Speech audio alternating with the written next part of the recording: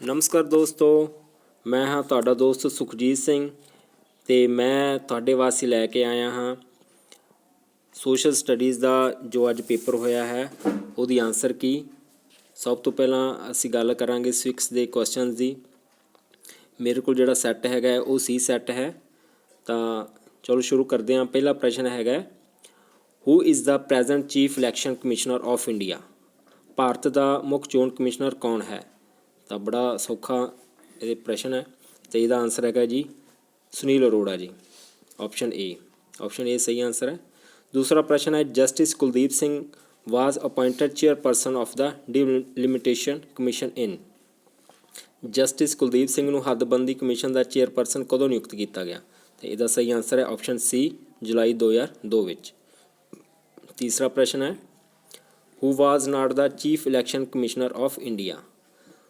ਇਹਨਾਂ ਵਿੱਚੋਂ ਕੌਣ ਭਾਰਤ ਦਾ ਮੁੱਖ ਚੋਣ ਕਮਿਸ਼ਨਰ ਨਹੀਂ ਸੀ? ਤਾਂ ਇਹਦਾ ਸਹੀ ਆਨਸਰ ਬਣਦਾ ਹੈ option D, NK Singh. SY Qureshi, MS Gill ਅਤੇ RK ਤ੍ਰਿਵੇਦੀ, ਇਹ ਤਿੰਨੇ ਮੁੱਖ ਚੋਣ ਕਮਿਸ਼ਨਰ ਰਹਿ ਚੁੱਕੇ ਹਨ। ਚੌਥਾ ਪ੍ਰਸ਼ਨ ਹੈ, NOTA is word for. NOTA ਸ਼ਬਦ ਕਿਸ ਲਈ ਹੈ? ਅਤੇ ਇਹਦਾ ਸਹੀ ਆਨਸਰ ਹੈਗਾ ਆਪਸ਼ਨ B, ਚੋਣਾਂ ਲਈ। ਨੋਟਾ ਦੀ ਫੁੱਲ ਫਾਰਮ ਹੈ none of the above. Fifth question ਹੈ, head office of the ILO is situated at. ILO ਦੀ ਫੁੱਲ ਫਾਰਮ ਹੈ ਇੰਟਰਨੈਸ਼ਨਲ ਲੇਬਰ ਆਰਗੇਨਾਈਜੇਸ਼ਨ। ਤਾਂ ILO ਦਾ ਮੁੱਖ ਦਫ਼ਤਰ ਕਿੱਥੇ ਸਥਿਤ ਹੈ? ਤਾਂ ਇਹਦਾ ਆਨਸਰ ਸਹੀ ਹੈਗਾ ਆਪਸ਼ਨ D, ਜਨੇਵਾ ਵਿੱਚ।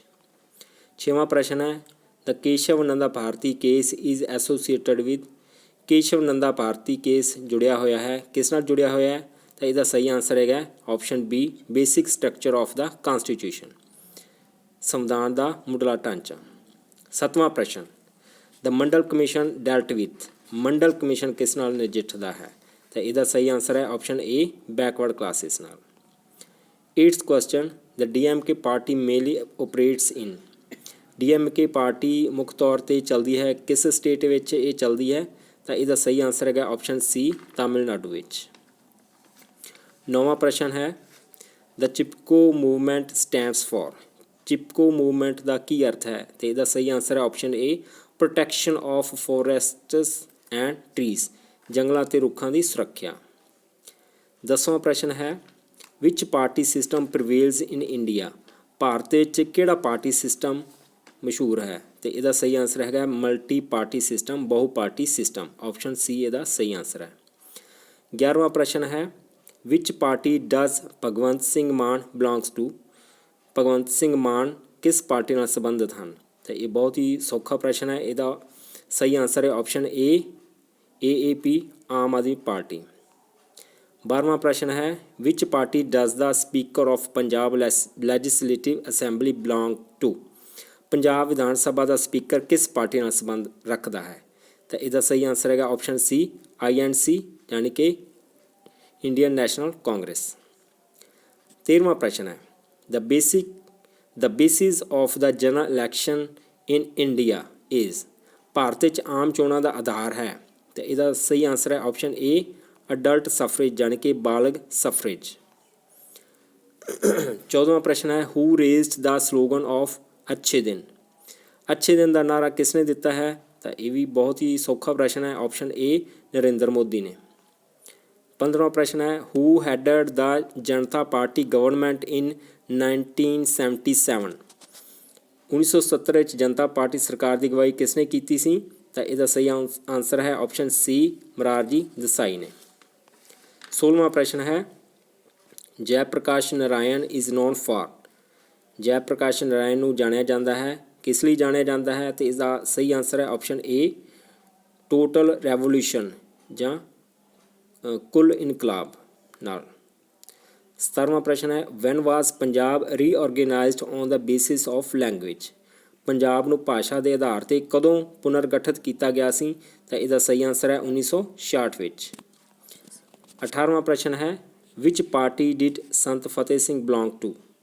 ਸੰਤ ਫਤਿਹ ਸਿੰਘ ਕਿਸ ਪਾਰਟੀ ਨਾਲ ਸੰਬੰਧ ਰੱਖਦੇ ਸਨ? ਅਤੇ ਇਹਦਾ ਸਹੀ ਆਨਸਰ ਹੈ ਆਪਸ਼ਨ A, SAD ਨਾਲ, ਸ਼੍ਰੋਮਣੀ ਅਕਾਲੀ ਦਲ ਨਾਲ। 19ਵਾਂ ਪ੍ਰਸ਼ਨ ਹੈ, the Balwant Rai Mehta committee dealt with. Balwant Rai Mehta committee ਨੇ ਕਿਸ ਨਾਲ ਨਿਪਟਿਆ?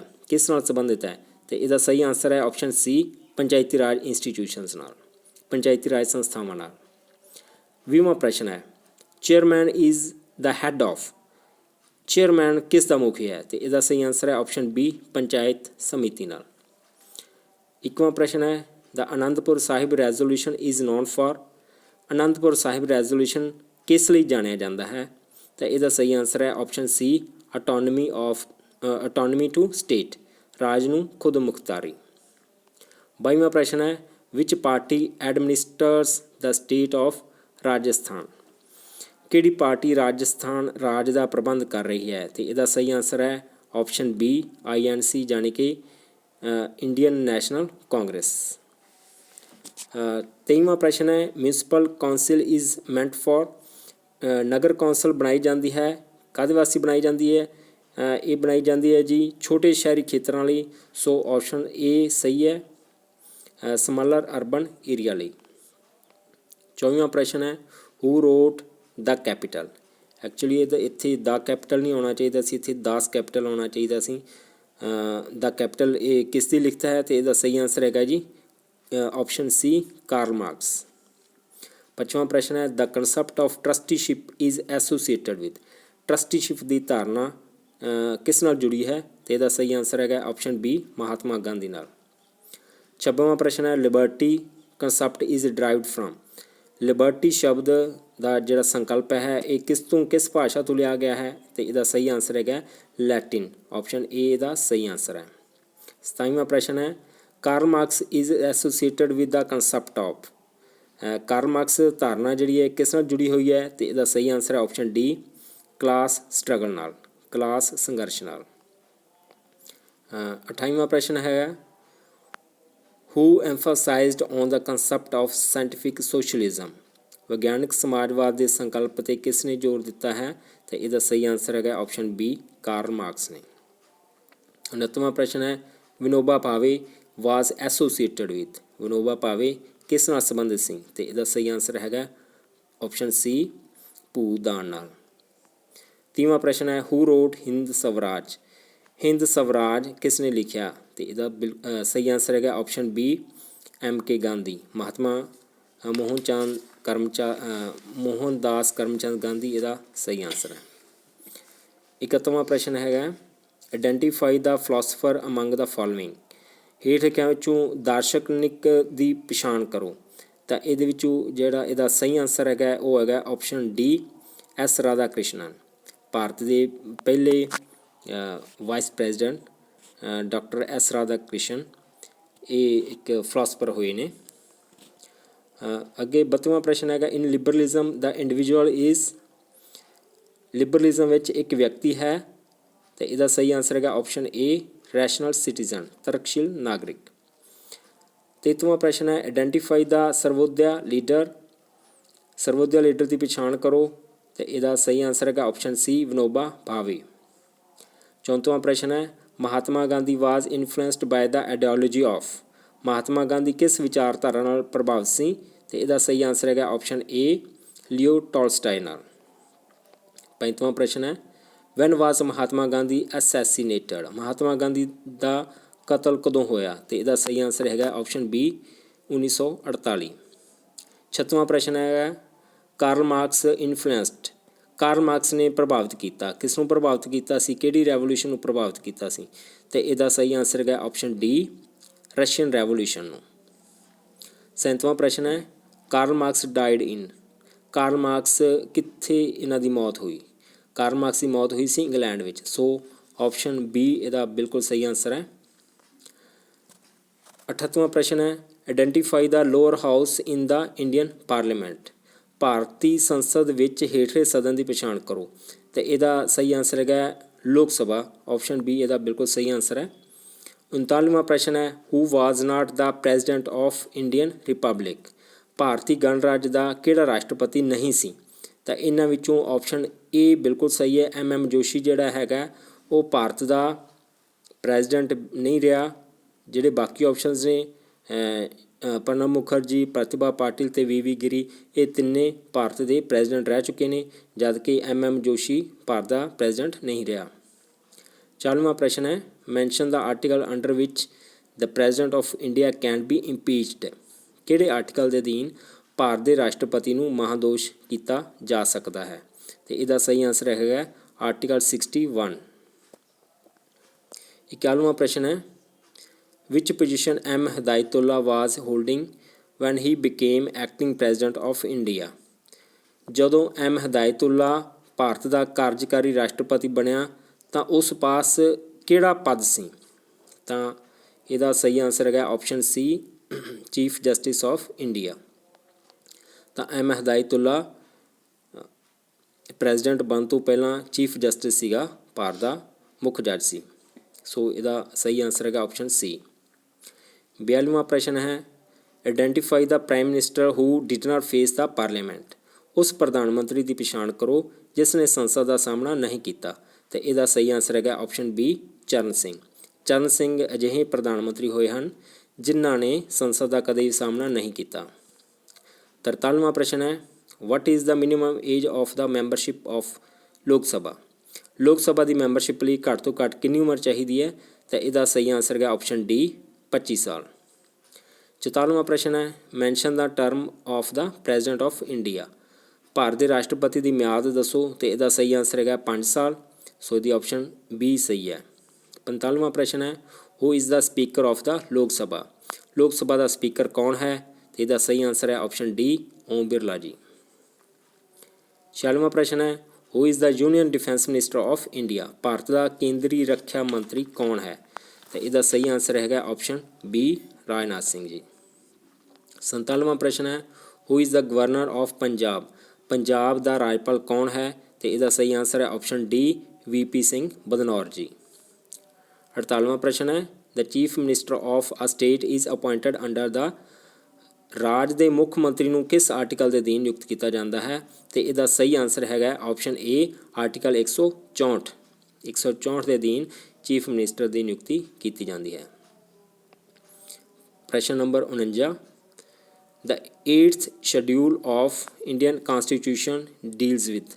भारतीय संविधान की 8वीं सूची तय करती है। तो 8वीं सूची में की दर्ज है। तो इसका सही आंसर है ऑप्शन सी लैंग्वेज भाषावां। 50वां प्रश्न है द आर्टिकल्स 36 तो 51 तक। भारतीय संविधान का आर्टिकल 36 तो 51 पार्ट 4 तय करता है। भारत के आर्टिकल कॉन्स्टिट्यूशन आर्टिकल 36 तो 51 जोड़ा है इसका संबंध किस नाल है। तो इसका सही आंसर है option A directive principle of state policy यानी कि राजनीति के निर्देशक सिद्धांत। 51वां प्रश्न वेखते हैं who among the following was not the leader of the non aligned movement. हेठ लिखिया विचों किहड़ा गैर संगठित लहर का लीडर नहीं सी। तो इसका सही आंसर है ऑप्शन डी N ख्रुश्चेव। ਜਿਹੜੇ दूसरे ऑप्शन है ने ए नासिर जी जोसेफ टीटो तो जवाहर लाल नेहरू जी ये तिन्ने नॉन अलाइंड मूवमेंट के लीडर होए ने जबकि जी ऑप्शन डी हैगी N ख्रुश्चेव ये लीडर नहीं होए हैं। अगला प्रश्न है प्रश्न number 52 who was the first secretary general of the UNO का पहला सैक्रटरी जनरल कौन सी। तो इसका सही आंसर है ऑप्शन ए ट्रैगवे ली। 53वां प्रश्न है who is the vice president of India. Bharat का उप राष्ट्रपति कौन है। तो इसका सही आंसर है option C M Venkaiah Naidu. Question 54 which article of the Indian constitution deals with establishment of the supreme court. भारतीय संविधान का किहड़ा आर्टिकल सुप्रीम कोर्ट की स्थापना नाल संबंधित है। तो इसका सही आंसर है ऑप्शन बी आर्टिकल 124। आर्टिकल 124 का संबंध सुप्रीम कोर्ट के इस्टैबलिशमेंट नाल है। प्रश्न number 55 who is the chairperson of the राज्य सभा। राज्य सभा का चेयरमैन कौन है। तो इसका सही answer option D vice president of India Bharat का उप राष्ट्रपति। प्रश्न नंबर 56 है who is the deputy prime minister of India. Bharat का उप प्रधानमंत्री कौन है। तो वर्तमान समय कोई भी साडे भारत का डिप्टी प्राइम मिनिस्टर नहीं है। सो इसका सही आंसर होगा ऑप्शन डी नो वन कोई भी नहीं। 57वां प्रश्न है name the first deputy prime minister of India. Bharat ਦੇ ਪਹਿਲੇ ਉਪ ਪ੍ਰਧਾਨ ਮੰਤਰੀ ਦਾ ਨਾਮ ਦੱਸੋ। ਤੇ ਇਹਦਾ ਸਹੀ ਆਂਸਰ ਹੈਗਾ ਆਪਸ਼ਨ ਬੀ ਸਰਦਾਰ ਵੱਲਭ ਭਾਈ ਪਟੇਲ ਜੀ। ਅਗਲਾ ਪ੍ਰਸ਼ਨ 58ਵਾਂ the article 14 of the Indian constitution deals with. ਭਾਰਤੀ ਸੰਵਿਧਾਨ ਦਾ ਆਰਟੀਕਲ 14 ਤੈਅ ਕਰਦਾ ਹੈ। ਤਾਂ ਇਹਦਾ ਸਹੀ ਆਂਸਰ ਹੈਗਾ ਆਪਸ਼ਨ ਏ ਇਕੁਐਲਿਟੀ ਬਿਫੋਰ ਲਾ, ਕਾਨੂੰਨ ਦੇ ਸਾਹਮਣੇ ਸਮਾਨਤਾ। ਪ੍ਰਸ਼ਨ number 59 when was the word secular added to the in the preamble of the constitution. ਸੰਵਿਧਾਨ ਦੀ ਪੇਸ਼ਕਾਰੀ ਵਿੱਚ ਧਰਮ ਨਿਰਪੱਖ ਸ਼ਬਦ ਕਦੋਂ ਪਾਇਆ ਗਿਆ ਸੀ। ਤੇ ਇਹਦਾ ਸਹੀ ਆਂਸਰ ਹੈਗਾ option C 1976। Next question 60th number who was the chairman of the drafting committee of the Indian constitution. ਭਾਰਤੀ ਸੰਵਿਧਾਨ ਦੀ ਡਰਾਫਟਿੰਗ ਕਮੇਟੀ ਦਾ ਚੇਅਰਮੈਨ ਕੌਣ ਸੀ। ਤੇ ਇਹਦਾ ਸਹੀ ਆਂਸਰ ਹੈਗਾ option B doctor BR Ambedkar ji. ਪ੍ਰਸ਼ਨ number 61 article 5 to 11 under part 2 of the Indian constitution deals with. ਭਾਰਤੀ ਸੰਵਿਧਾਨ ਦੇ ਆਰਟੀਕਲ 5 ਤੋਂ 11 ਪਾਰਟ 2 ਦੇ ਹੇਠਾਂ ਤੈਅ ਕਰਦੇ ਹਨ। ਤੇ ਇਸ ਪ੍ਰਸ਼ਨ ਦਾ ਆਂਸਰ ਹੈਗਾ ਆਪਸ਼ਨ ਏ ਸਿਟੀਜ਼ਨਸ਼ਿਪ ਦੇ ਆਰਟੀਕਲ 5 ਤੋਂ ਲੈ ਕੇ 11 ਦੇ ਵਿੱਚ ਆਉਂਦਾ ਹੈ। ਪ੍ਰਸ਼ਨ ਨੰਬਰ 62 ਹੈ how many seats are in the Haryana legislative assembly. Haryana Vidhan Sabha ਵਿੱਚ ਕਿੰਨੀਆਂ ਸੀਟਾਂ ਹਨ। ਤੇ ਇਹਦਾ ਸਹੀ ਆਂਸਰ ਹੈਗਾ option D 90। Who is speaker of the Punjab legislative assembly. Punjab ਵਿਧਾਨ ਸਭਾ ਦਾ ਸਪੀਕਰ ਕੌਣ ਹੈ। ਤੇ ਇਹਦਾ ਸਹੀ ਆਂਸਰ ਹੈਗਾ option A Rana KP Singh. ਪ੍ਰਸ਼ਨ number 64 the incorporation of the fundamental duties in the constitution were recommended by. ਸੰਵਿਧਾਨ ਵਿੱਚ ਬੁਨਿਆਦੀ ਫਰਜ਼ਾਂ ਨੂੰ ਸ਼ਾਮਿਲ ਕਰਨ ਦੀ ਸਿਫਾਰਿਸ਼ ਕਿਸ ਦੁਆਰਾ ਕੀਤੀ ਗਈ ਸੀ। ਤੇ ਇਹਦਾ ਸਹੀ ਆਂਸਰ ਹੈਗਾ ਆਪਸ਼ਨ ਸੀ ਦਾ ਸਵਰਨ ਸਿੰਘ ਕਮੇਟੀ।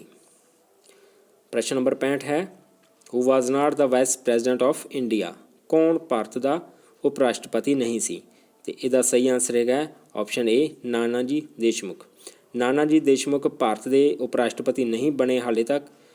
ਦੂਸਰੇ ਜਿਹੜੇ ਆਪਸ਼ਨਸ ਨੇ BD ਜਤੀ ਜੀ, ਕ੍ਰਿਸ਼ਨ ਕਾਂਤ ਜੀ, BS ਸ਼ੇਖਾਵਤ ਜੀ, ਇਹ ਤਿੰਨੇ ਵਿਅਕਤੀ ਭਾਰਤ ਦੇ ਵਾਈਸ ਪ੍ਰੈਜ਼ੀਡੈਂਟ ਰਹਿ ਚੁੱਕੇ ਹਨ।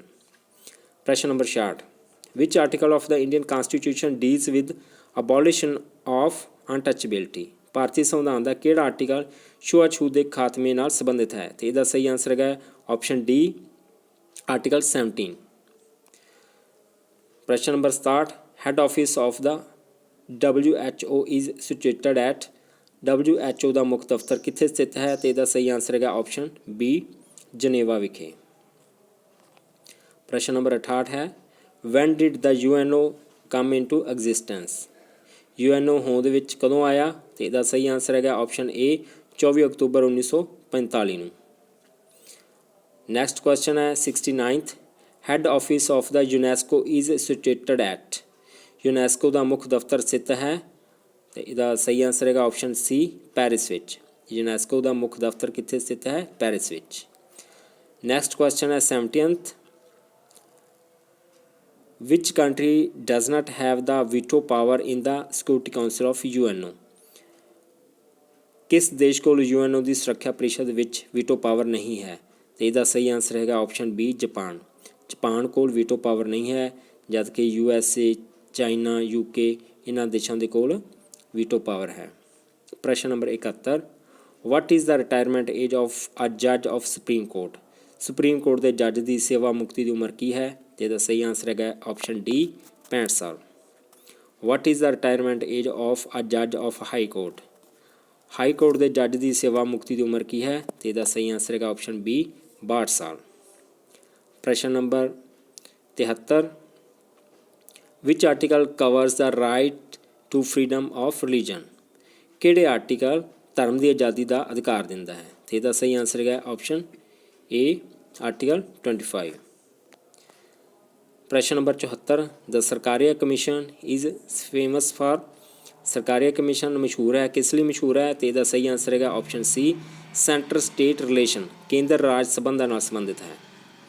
ਪ੍ਰਸ਼ਨ number 75 van was the Indian election commission established. ਭਾਰਤੀ ਚੋਣ ਕਮਿਸ਼ਨ ਕਦੋਂ ਹੋਂਦ ਵਿੱਚ ਆਇਆ। ਇਹਦਾ ਸਹੀ ਆਂਸਰ ਹੈ ਆਪਸ਼ਨ ਬੀ ਜਨਵਰੀ 25, 1950। ਧੰਨਵਾਦ ਦੋਸਤੋ।